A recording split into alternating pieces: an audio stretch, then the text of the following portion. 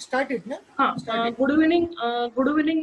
मी मयूर वाणी आपल्या सर्वांचं स्वागत करतो की आपण आज श्रीजा इन्व्हेस्टमेंट कन्सल्टन्सीच्या झूम कॉलसाठी आपण उपस्थित राहिलात.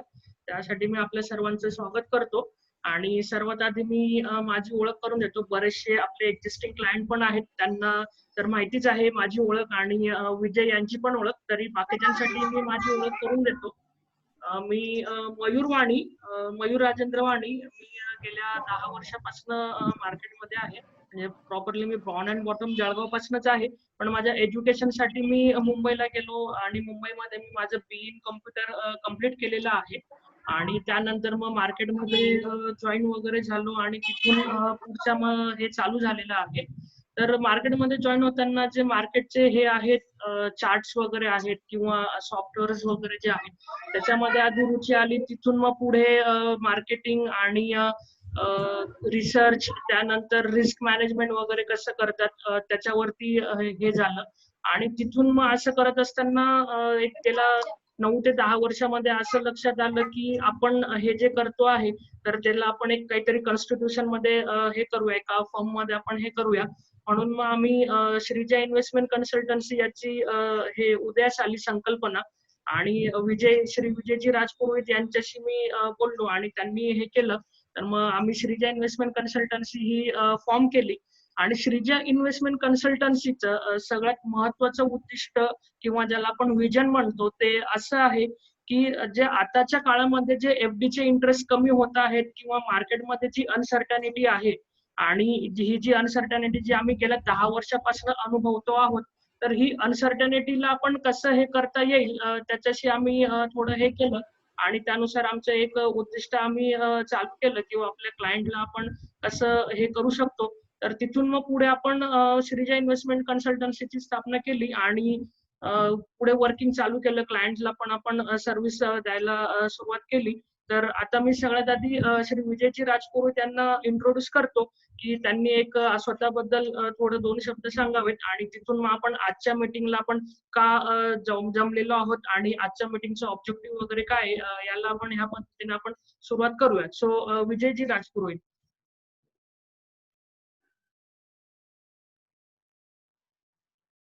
अनम्यूट कर ना विजयजी. हाँ हाँ, धन्यवाद मयूर जी। सर, आपका सबका स्वागत है इस फोरम में। और पहले तो सर आपको मयूर एक नेक्स्ट स्लाइड पे चले जाना दो। ओके.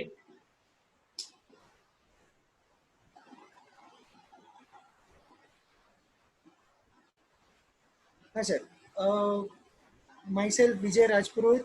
मुझे 12 वर्षों का कैपिटल मार्केट का एक्सपीरियंस रहा है और 12 वर्षों में मैंने बहुत अनसर्टनिटी, वॉलेटिलिटी, इन्वेस्टमेंट के लोगों के अलग अलग तरीके और सब कुछ देखने के बाद कुछ सालों से जो हम निर्णय पे आए हैं कि इस सारी वॉलेटिलिटी को ध्यान में रखते हुए हमें हमेशा इस चीज़ का ध्यान रखना है कि जो कैपिटल हमने लगाया है उस पर हमें मंथली या कुछ सालाना कुछ तो आ रहा है या नहीं।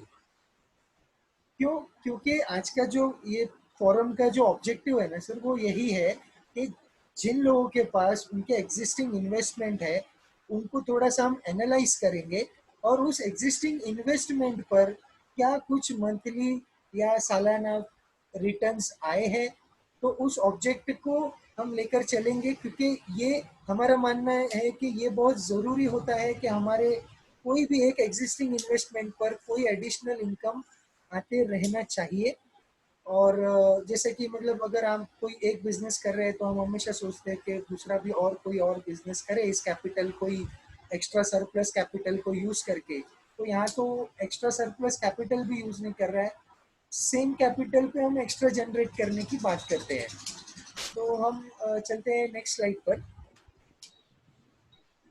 नेक्स्ट जसं की सर आता जसं जानेवारीमध्ये मार्केट 12,000च्या वरती होतं. आणि due to the pandemic, corona pandemic, आणि हे आपल्या सगळ्यांनाच माहिती आहे की एंड ऑफ द मार्च मध्ये मार्केट 7,500 पर्यंत आलं. आणि तिथून परत आता जुलैच्या एंड पर्यंत मार्केट 11,000 पर्यंत रिकव्हर केलेलं आहे. तर बऱ्याच जणांचं किंवा आपल्या याच्यात असं आहे की 12,000 वरनं मार्केट 7,500 वरती आलं, 7,700 वरनं परत 11 वरती आलं. तर याच्यामध्ये आपण काय हे केलं किंवा आपल्या घरी काय पैसे आले किंवा किती आपण अर्न केलं, तर हा सगळ्यात मोठा क्वेश्चन आहे. तर बरेच जण म्हणतात की याच्यावरती मग सोल्युशन काय आहे? तर याच्यावर आमच्या श्रीजाकडे असं एक सोल्युशन आहे की आमच्याकडे काही आमच्या निफ्टी स्ट्रॅटेजीज वगैरे आहेत की ज्यातनं आम्ही वर्क करतो आणि त्याच्यामधनं आम्ही एक प्रॉफिट जनरेट करण्याचा किंवा जे आपण सांगतो की प्रॉफिट जनरेट करण्याचा प्रयत्न करतो. सगळ्यात आधी इथे आपण इंट्रोड्यूस करताना आम्ही तुम्हाला एक 2 गोष्टी सांगू शकतो की जसं आजचं ऑब्जेक्टिव्ह म्हटलं तर आमचं 2 ऑब्जेक्टिव्ह वरती आम्ही वर्क करतो. फर्स्ट ऑब्जेक्टिव्ह असं आहे की ज्याच्यामध्ये ज्यांनी फ्रेश इन्व्हेस्टमेंट दिलेली आहे त्यांना 15 to 18% जनरेट करण्याचा आम्ही प्रयत्न करतो.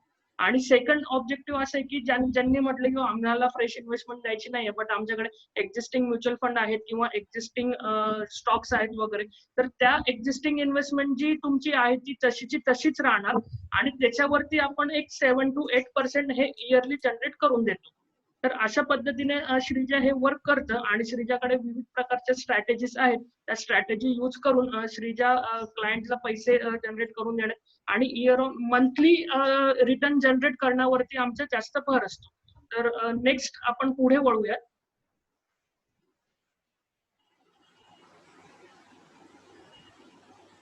ओके सर, जैसे कि आपके सामने एक चार्ट, आप लोगों के सामने एक चार्ट है जो म्यूचुअल फंड की परफॉर्मेंस चार्ट है। ये सोर्स की गई है वैल्यू रिसर्च ऑनलाइन, जो आपको बताया जाता है कि म्यूचुअल फंड जो यहाँ पे मैंने मेंशन किए हैं, large cap, multi cap end mid caps, तो आप देखेंगे कि लॉन्ग टर्म जो इसका रिटर्न्स आता है, चार्ट में हमने मेंशन किया है 5 years return end 3 years return. तो म्यूचुअल फंड को हमेशा कहा गया है कि वो लॉन्ग टर्म इंस्ट्रूमेंट है, वो लॉन्ग टर्म अच्छा रिटर्न्स देती है। तो यहाँ पर जब हम कैलकुलेट कर रहे हैं तो आप देखेंगे कि म्यूचुअल फंड ने, लार्ज कैप जैसे म्यूचुअल फंड ने भी एवरेज एनुअल जो रिटर्न दिया है वो पिछले 5 साल का 5.75% ही दिया है, और आप 3 इयर्स का देखेंगे तो 4% ही दिया है। तो आप देखेंगे कि ये तो बिलो देन एफडी का रिटर्न्स म्यूचुअल फंड में दिया हुआ है पिछले 3 से 5 साल में। तो क्या फिर म्यूचुअल फंड बेटर था या एफडी बेटर था? अगर आपने कहीं ना कहीं वाया म्यूचुअल फंड कैपिटल मार्केट में ही पार्टिसिपेट किया है, तो कैपिटल मार्केट में पार्टिसिपेट अगर आप करो और आपको रिटर्न एफडी जितना ही आए, तो फिर क्या प्रश्न बन जाता है कि क्या हमने पिछले 5 साल म्यूचुअल फंड्स में पैसे रखकर सही किया था? अगर वो इक्वल टू एफडी ही या उससे भी बिलो रिटर्न्स दिए हैं म्यूचुअल फंड ने, तो आप यहाँ पे 3 मंथ्स का भी चार्ट है, तो आप देखोगे कि अरे 3 मंथ में तो 17% दिखा रहा है परफॉर्मेंस। अरे ये तो जो गिर गई है ना एनएवी, उसके ऊपर का परसेंटेज है और 3 मंथ्स का है। बट क्या मैं 3 महीने में, कौन म्यूचुअल फंड में पार्टिसिपेट करके बाहर आता है? म्यूचुअल फंड तो लोग लॉन्ग टर्म्स के लिए लेते हैं। तो अगेन आप जब वो लॉन्ग टर्म्स पे जाओगे 3 ईयर 5 ईयर, तो यही चीज एवरेज आउट होकर आपको यही दिखाई देगी कि वो बिलो देन एफडी ही उसमें से जनरेट हुआ है। तो अगेन वो प्रश्न हो जाता है कि क्या ये पिछले 5 साल अगर इन्होंने हमको एफडी जैसा ही रिटर्न दिया है, तो आने वाले 5 साल में क्या कुछ ड्रास्टिक चेंज हो जाएगा क्या? तो सर प्रश्न है वो, मतलब पता नहीं है, वो आपको भी नहीं पता है, मुझे भी नहीं पता है कि वो क्या कोई ड्रास्टिक चेंज कर देंगे ये लोग। तो हम आ जाते हैं अगले स्लाइड पर। ओके. जसं विजय जी यांनी सांगितलं की म्युच्युअल फंड याच्यामध्ये आपण ड्रास्टिक चेंज नाही पाहू शकत किंवा जे म्युच्युअल फंड्सचे रिटर्न्स आहेत ते प्रॉपर नाही आहेत वगैरे.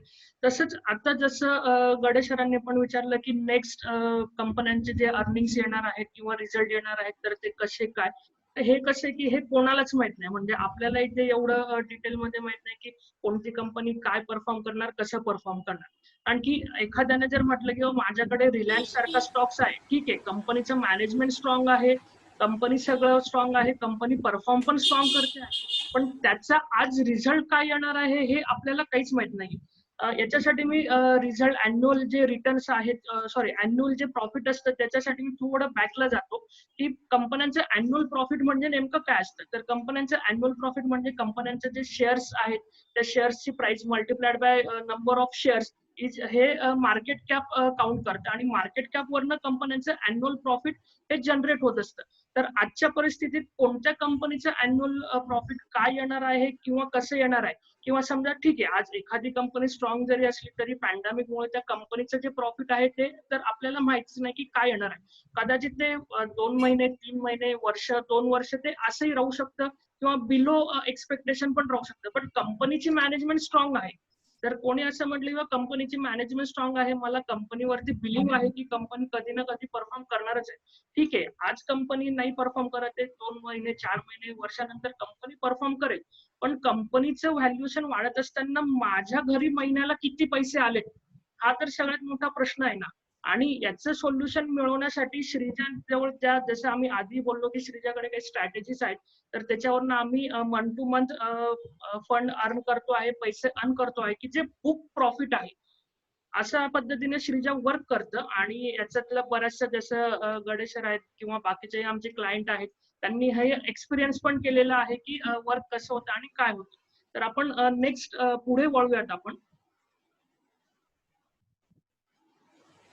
ओके, तो यहाँ पे जैसे कि हम म्यूचुअल फंड की जो स्लाइड पे थे परफॉर्मेंस के, उसी तरह यहाँ पे पिछले 5 साल पहले जब म्यूचुअल फंड या कोई भी इंस्ट्रूमेंट पे आपसे जब पैसे लगाने के लिए आप गए होंगे, तो आप इसी उम्मीद से गए होंगे कि भाई मेरे 100 रुपए के 200 रुपए 5 साल में हो जाए। और पिछले अगर म्यूचुअल फंड का परफॉर्मेंस देखे तो क्या उसने वो परफॉर्म किया है? तो शायद नहीं किया है, क्योंकि वो तो कम उनका जो रिटर्न है वो तो बिलो देन एफडी है। तो क्या ये आने वाले 5 साल में हो पाएगा? तो लोग हमको सवाल करते हैं कि ये कैसे हो सकता है, कि 100 रुपए के 200 रुपए 5 साल में कैसे हो सकते हैं? तो लोगों को सिंपल अगर पकड़े, अगर आपके 100 रुपए पे 20% सालाना मुनाफा होता है तो वो आपको 5 साल में हो जाएंगे डबल। लेकिन हम ऐसे बोल रहे हैं कि आपको 100 रुपए पे 15% ईयरली कंपाउंडिंग आप काउंट करोगे ना तो डबल हो जाएंगे। अगर इन म्यूचुअल फंड्स ने इस तरह का कंपाउंडिंग रिटर्न दिया होता है तो वो हो चुके रहते पिछले 5 साल में, बट उन्होंने वो चीज़ नहीं किया है, तो लॉन्ग टर्म ही वो तो परफॉर्म किया ही नहीं है। बट हमारे उसमें सर कैसा है, दो तरीके के प्रोडक्ट्स है। एक में आप फ्रेश इन्वेस्टमेंट दे रहे हैं, तो आपके फ्रेश इन्वेस्टमेंट को हम लॉक कर देते हैं फिक्स्ड रिटर्न पे, और उसी फिक्स्ड रिटर्न को जो इन्वेस्ट किया है उसी को इस्तेमाल करते हुए सालाना एक्स्ट्रा और 7 to 8% हम एक्स्ट्रा निकाल लेते हैं। तो आप क्लॉक करोगे कि ये देखा गया 15 to 18% सालाना कंपाउंड होते जा रहे हैं। तो ये आने वाले 5 साल में पॉसिबल हो जाएगा कि आपका 100 to 200 हो जाए।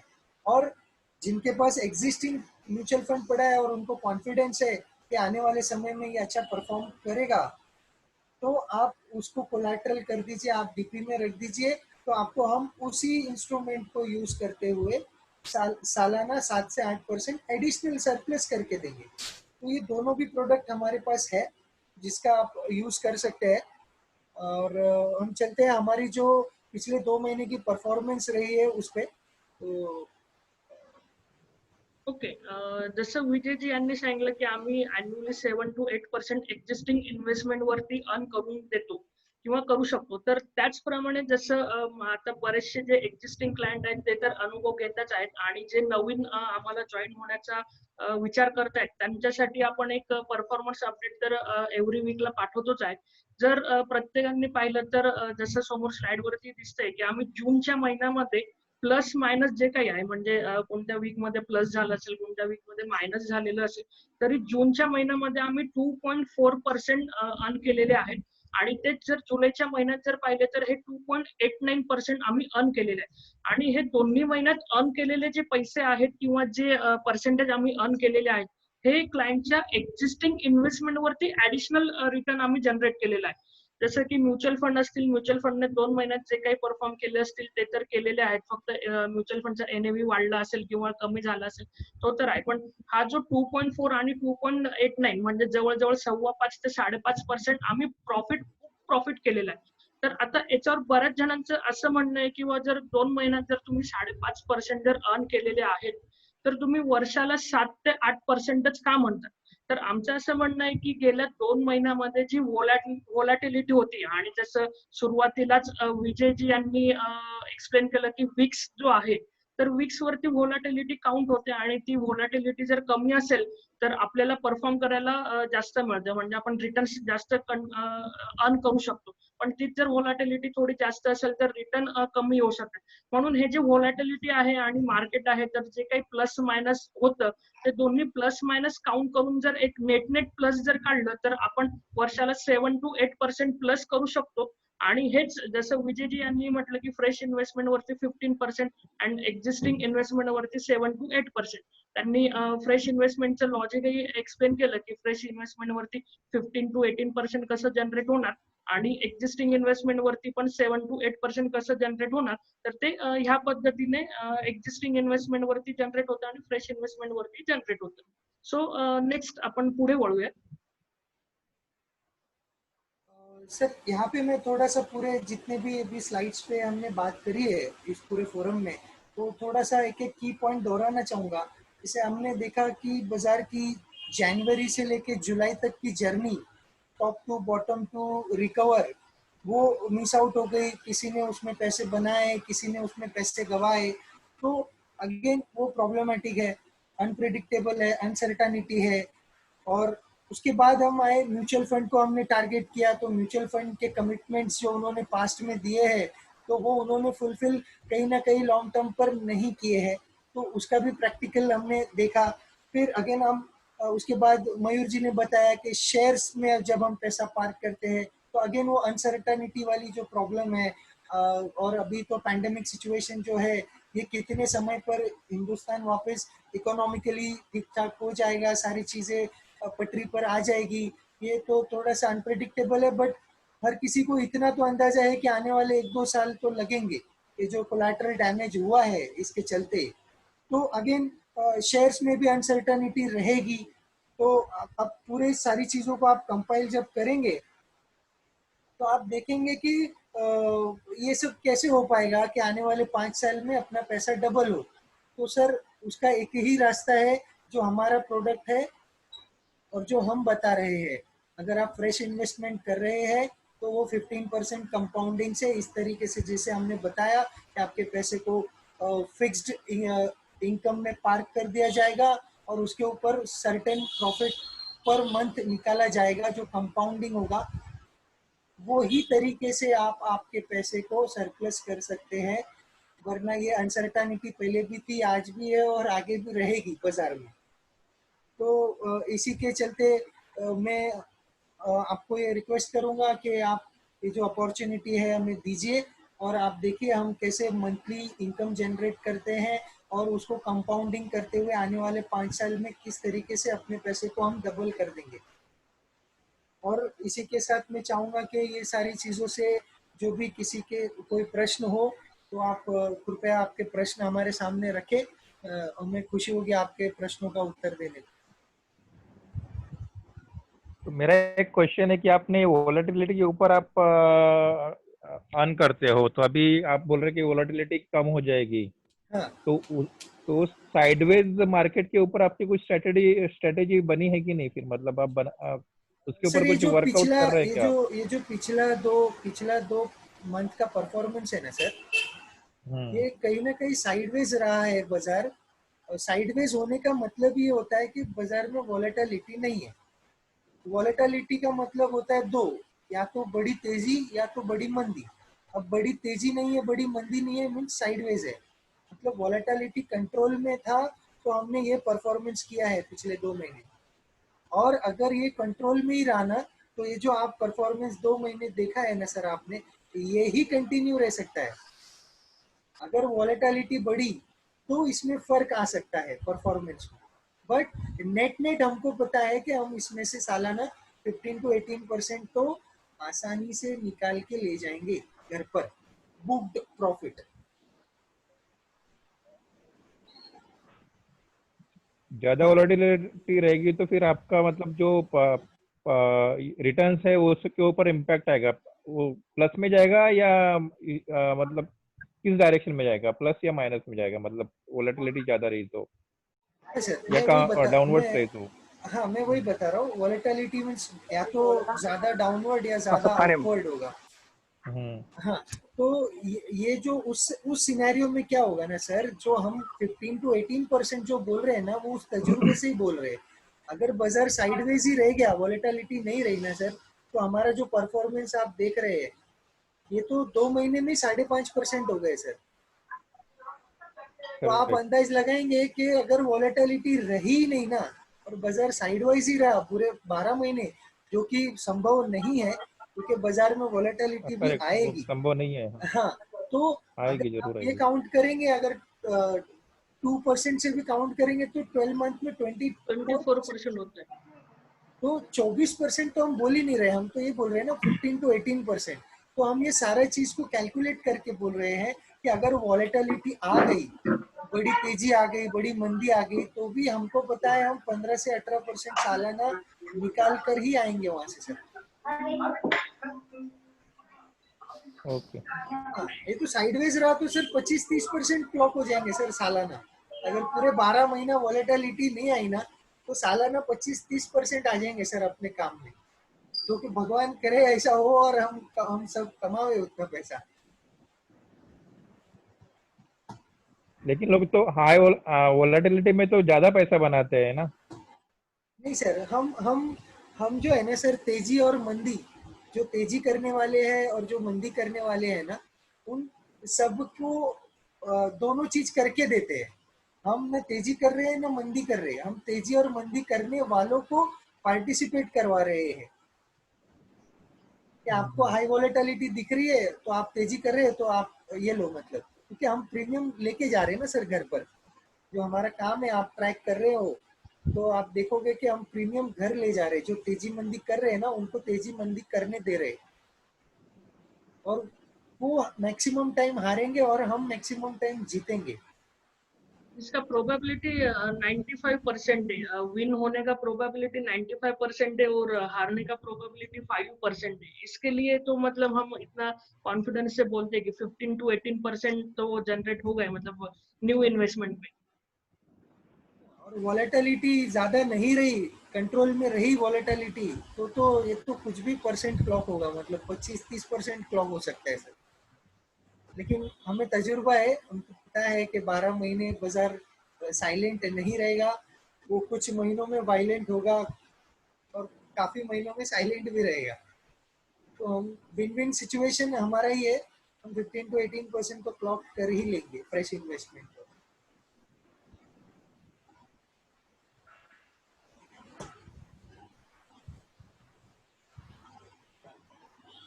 हेलो। हेलो। हाँ, हाँ, कौन बोला ना। हाँ, एनी मोर क्वेश्चंस?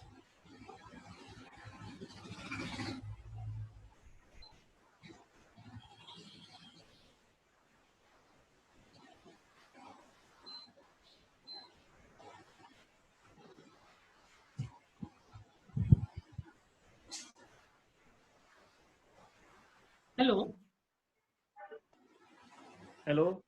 हा सर, विचारा ना, कोणाला काही विचारायचं असेल तर. नाही, बस माझं तर क्लिअर आहे ना सगळं.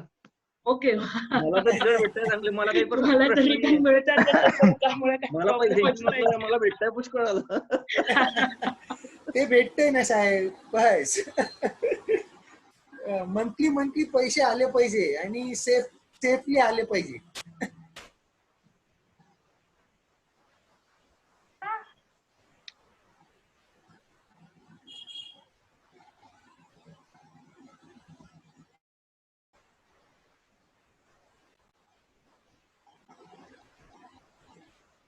ओके. कोणाला अजून काही प्रश्न असतील तर आपण एक 5 मिनिट हे करूया. जर नसतील तर मग आपण हा कॉल कन्क्लूड करूया. आता तुम्ही हे विकली मीटिंग मध्येच तुम्ही म्हणजे इन्स्ट्रक्शन देता का की तो स्टॉक आता काढायला पाहिजे, की इन बिटवीन पण तुम्ही काय SMS करतात जेव्हा तुम्हाला वाटतं की मार्केट आता पडणार आहे, आणि ते सपोज मंडेला असं वाटलं की तुम्हाला पडणार आहे, पण आपण पुढच्या मीटिंगची वाट न बघता आपण क्लायंटला इन्फॉर्मेशन देऊन द्यायला पाहिजे की की तुम्ही एक्झिट करून घ्या या स्टॉक मध्ये, असं काही तुम्ही सर्व्हिस देता का तुम्ही, म्हणजे हेल्प करता का क्लायंट? नाही, स्टॉक बद्दल तर आम्ही सर्वांना अपडेट देत राहतो. का आम्ही बघा, आम्ही आहे ना निफ्टीला ट्रॅक करतात आणि निफ्टी जेव्हा आम्हाला वीक वाटेल तर ह्या पॉइंटने निफ्टी वीक वाटतोय किंवा हा पॉइंटवर तो सपोर्ट घेऊन परत वरती जाऊ शकतो, तेव्हा आम्ही क्लायंटांना इंटिमेट करून देतो. कारण कसं आहे ना साहेब, स्पेसिफिक स्टॉक्स वाईज आहे ना, it is very much tough to predict every one exactly. म्हणजे करेक्ट. पर्टिक्युलर स्टॉक्सचे जे आहे ते कंपनी आता काय प्लॅन करतायत, अशा पॅन्डेमिक सिच्युएशन मध्ये ते कशावरती येणार आहे, त्यांचे काय प्लॅन्स आहे, ते जरा सोपं नाही आहे प्रिडिक्ट करायचं. पण आम्ही निफ्टीवरून तुम्हाला सांगू शकतो का इथून मंदी चालू होणार आहे, आणि जर असं खाली येतोय तरी आम्हाला वाटतं की ना हा नुसतं प्रॉफिट बुकिंग आहे, नवीन मंदी नाहीये, ते आम्ही कॉन्फिडेंटली तुम्हाला सांगू शकतो. ओके. हो, कारण हे बाजार वरती होत होता ना तेव्हा पण लोक बोलत होते नाही आता आता खाली येईल, आता खाली येईल, पण आम्ही मंदीमध्ये नाही आलो. आम्हाला वाटत होतं कारण व्हॉलेटिलिटी कमी होत चालली होती आणि मार्केट वर होत चालला होता, म्हणून आम्हाला माहित होतं की हा मार्केट वन साइड वरती जाणार आहे. आणि अजून सेम आता ते खाली येतोय ना तर तसंच आम्ही ट्रॅक करतोय. जर व्हॉलेटिलिटी नाही वाढली तर तो परत वरती येईल. जर व्हॉलेटिलिटी वाढली म्हणजे आपण समजून जायचं का हा प्रॉफिट बुकिंग नाही, फ्रेश मंदी होणार आहे, तेव्हा आपण निघून जायचं. ओके. हा तर मिड कॅप बद्दल काय वाटतं तुम्हाला आता? Mid cap, small cap? Sir, mid cap is a long term instrument to park your money with fundamental. You need the proper तुम्हाला त्याच्यामध्ये फंडामेंटल स्टडी परफेक्ट पाहिजे मिड कॅप मध्ये. नाही, आणि ते माझं म्हणणं असं आहे की आता परफॉर्म करेल का मिड कॅप वगैरे? सर बघा, ते कंपनी वाईज आहे कुठच्या मिड कॅप स्टॉक मध्ये आपलं पैसे पार्क आहेत, आणि ते कंपनी अशा पॅन्डेमिक सिच्युएशन मध्ये त्या लोकांनी काय प्लॅन केला आहे, ते कसं पुढे त्यांचं जे रिकव्हरी करायचे आहे ते कसे करणार, ते इंडिव्हिज्युअल कंपनी बाबत कंपनी प्रमाणे ते आपल्याला विचार करावा लागेल. कुठची कंपनी आहे, त्याच्यामुळे ते लोक काय प्लॅन करतायत अशा पॅन्डेमिक सिच्युएशन मध्ये वरती यायसाठी, ते फायनान्शियली किती स्ट्रॉंग आहे मिड कॅप कंपनी, ते केस टू केस बेसिस वर बघावं लागणार सर ते. पण मिड कॅप जरा साहेब वेळ लागेल. मिड कॅपला वेळ लागेल साहेब वरती यायला. नाही, कारण आपले काही काही स्टॉक चालून राहिले चांगले मिड कॅपचे, एव्हरेडी वगैरे जे मी बोललो मध्ये, हा ते चांगले चालत आहे, काही नाही चालत आहे. हा फोर्स मोटर वगैरे अडकलेले आहे. हा पण आता तेच मी बोलतो साहेब, जर व्हॉलेटिलिटी नाही वाढली ना आणि हा, हा. जर तर आपण अजून थोडं थांबूया, आणि जर व्हॉलेटिलिटी वाढली आणि मार्केट खाली येतं ना तर आपण पूर्ण काढून टाकूया एकदा. चालेल चालेल. आणि आपण जे फ्रेश आहेत ना ते मिड कॅप वरून सोडून आपण लार्ज कॅप मध्येच येणार नंतर. एंट्री करून बरोबर आहे. हे 2 वर्ष तरी लार्ज कॅपच पाहिजे जवळजवळ. हा, लार्ज कॅप मध्ये राहायचं आणि आपण जे महिन्याचे पैसे काढतायत ते काढत राहायचं. लार्ज बरोबर कॅप मध्ये पैसे पार्क करून विसरून जायचं. का? बरोबर कारण आपण मंथली तर आपले जे पैसे टाकले त्याच्यावर व्याज जेवढं व्याज तर काढतोच आहे ना आपण. काढतोय. बरोबर बरोबर झालं, संपलं विषय. ते त्याला लॉंग टर्म ठेवूनच द्यायचं. पण आपल्याला बरोबर एवढं तर माहित आहे की लार्ज कॅप जे आहेत ते लॉंग टर्म साठी बेस्टच आहे, त्याला काय प्रॉब्लेम येणार नाही. नाही, काही प्रॉब्लेम नाही. बरोबर आहे. हा, है ना. अजून कोणाला काय इन्फ्रास्ट्रक्चर प्रश्न फंड आहे बद्दल काय? का? सॉरी इन्फ्रास्ट्रक्चर फंड बद्दल काही सर, माहिती देऊ शकता? इन्फ्रास्ट्रक्चरचं असं आहे साहेब की आता इकॉनॉमिकली जे पॅन्डेमिक आलं आहे त्याच्यामध्ये जे गव्हर्नमेंट जे इन्फ्रास्ट्रक्चर प्लॅन केलं होतं हे पॅन्डेमिक आल्यापूर्वी, ते जरा ते स्लो डाऊन होऊन जाणार आहे. कारण ते गव्हर्नमेंटकडे जे फंड होते ते युटिलाइज झाले वेगळ्या ठिकाणी. जे पॅकेजेस देत आहेत, रिलीफ फंड्स वगैरे टाकले, ते इन्फ्रास्ट्रक्चरचं फंड हलवून टाकले ह्याच्यामुळे. तर इन्फ्रास्ट्रक्चरल जे आहे ते जरा असं स्लो डाऊन चालू होईल साहेब, असं आमचा व्ह्यू आहे एक्झिट व्हायला इन्फ्रास्ट्रक्चर. पाहिजे का मग? सॉरी, एक्झिट व्हायला पाहिजे मग त्या फंड मधनं? टेम्पररी तुम्ही एक्झिट होऊ शकतात, कारण एवढं लवकर ते वरती येणार नाही. कारण इन्फ्रास्ट्रक्चरल जर असं मागे टाकावं लागेल. कारण म्हणजे समजा उदाहरण मी सांगतो, घरी कोणी आजारी आहे आणि घरी आपलं इंटिरियर पण करायचं आहे, तर आपण पहिलं आजारी जे आहेत त्यांचं आपण हे करणार. इंटिरियर पाहिजे तर आपण पुढच्या वर्षी टाकून देऊ. तर हे तसेच आहे. आता जे पॅन्डेमिक झालंय त्याला कव्हर अप करायचं आहे. इन्फ्रास्ट्रक्चर डेव्हलपमेंट जरा एक पाऊल पाठी टाकले तर चालेल असं आहे.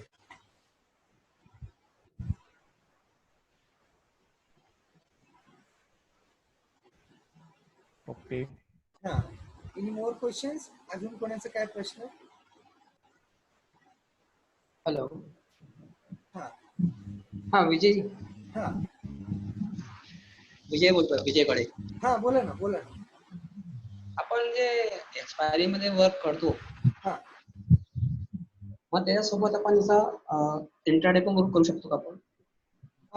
सर बेसिकली आपलं थीम काय माहित आहे? आपलं थीम काय आहे का, एक आपलं कॅपिटल हे प्रोटेक्ट राहावं आणि त्या कॅपिटलवर काहीतरी मंथली रिटर्न यावं. हो. त्याच्यासाठी जे सेफ आहे ना, ते सेफ आपण काम करतोय. अच्छा. आणि जे इंट्राडे आहे ना, ते ऍक्च्युली सेफ नाहीये. अच्छा. म्हणून आम्ही इंट्राडे करतच नाही. आपल्याला सेफ पाहिजे ना. हा हा, शुअरिटी पाहिजे. थँक्यू. या, आवाज येते का? हो येतोय. हो. तर मला विचारायचं होतं, हे जे इन्फ्रास्ट्रक्चरचं चालू आहे त्या हिशोबाने आता हे रेट चालू होतं माइंडस्पेसचं, तर मला ते पर्सनली नाही वाटलं की लावायला पाहिजे, कारण आता माइंडस्पेस म्हणजे ऑफिसचे जे हे आहे की रेंट बेसिसचे जे ऑफिसेस आहे ते नॉर्मली वर्क फ्रॉम होम करताय, तर तुमचे काय व्ह्यू आहे त्यावर? तुम्ही क्लायंट्सला सजेस्ट केलं का ते लावायला? नो सर, अगेन तेच आहे त्याच्यामध्ये म्हणणं की जे तुम्ही पण जे लॉजिक पकडलंय तेच ऍक्च्युअल लॉजिक आहे. कारण आता IT सेक्टर बघा आणि बरेच किती जर सेक्टर आहेत ते वर्क फ्रॉम होम देत आहेत. In fact Infosys has decided that he will 50% he will short out that people will do work from home. 50% बरोबर. त्यांचे एम्प्लॉई वर्क फ्रॉम होमच करणार आहे नॉर्मल सिच्युएशन झाल्यानंतर पण. TCS ने तो एक्सप्लेन ही कर दिया कि नेक्स्ट 2 इयर्स के लिए 75% एम्प्लॉई वर्क फ्रॉम होम कर करेंगे. देंगे उधर से. बरोबर. हाँ, तो ये जो एग्जिस्टिंग प्रीमाइसेस है ऑफिसेस के, वो ऑलरेडी अब बहुत सारे अवेलेबल होंगे. तो नए प्रीमाइसेस का डिमांड बढ़ने ही नहीं वाला है. अब जब उनका जो बिजनेस है उसका डिमांड ही कम होता दिख रहा है, तो ऑब्वियस है कि उनको दिक्कतें आएंगी. अब उनको दिक्कतें आएंगी बराबर. तो कृपया आप उसमें पार्टिसिपेट न करें तो बेटर होगा. नहीं, मैंने वही नहीं किया. वैसे उनका 92% ऑक्यूपेंसी दिखा रहा था कि हमारे हाँ. पास में 92% रेंट वाले हैं, बट हाँ. यही सोच के फिर मैंने नहीं करा. तो मैं बोला एक सलाह ले लूं कि भाई बराबर करा के अपन ने करके. नहीं नहीं, you did the right thing, you did the right thing. अगर अपने को अगर 5% भी कहीं पे रिस्क दिखता है ना, वहाँ पार्टिसिपेट करना ही नहीं. हम तो ये बराबर. मानते हैं, मतलब 5% भी रिस्क दिखे ना तो वहाँ पार्टिसिपेट ही नहीं करना.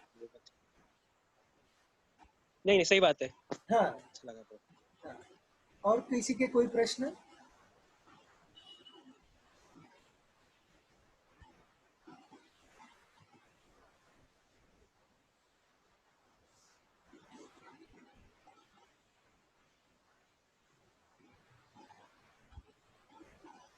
तो let's we end this session. क्या हम इस फोरम को एंड करें अगर कोई प्रश्न ना हो तो? कोणाचे प्रश्न नसतील तर आपण कन्क्लूड करूयात ह्या कॉलला. चालेल चालेल. ओके. कोणाचे प्रश्न नाही आहेत असं समजून मग इथे उपस्थित असलेल्या सर्वांचं मी पुन्हा एकदा धन्यवाद मागतो आणि हा आपण कॉल एंड करूया असं मी जाहीर करतो. थँक्यू.